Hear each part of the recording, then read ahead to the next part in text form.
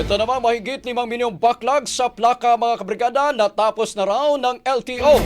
Brigada Jico Custodio, i-brigada mo! Brigada Live Report. Tuluyan ang naresolba ng Department of Transportation at ng Land Transportation Office ang backlog sa mahigit 5 milyong plaka ng mga sasakyan sa buong bansa.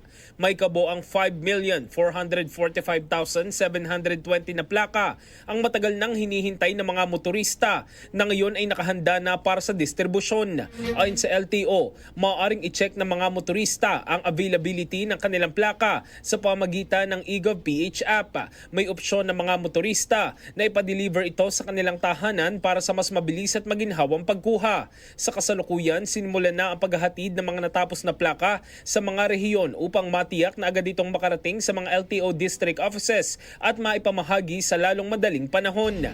Target na matapos sa pamamahagi ng plaka sa buwan ng Oktubre. In the heart of changing lives, ako si Brigada Jico Custodio ng 105.1 Brigada News of Manila, The Music News. Brigada Balita Nationwide. Ang bahaging ito ay hatid sa atin ng Fast Relax. Tanggal ang sakit, ora mismo.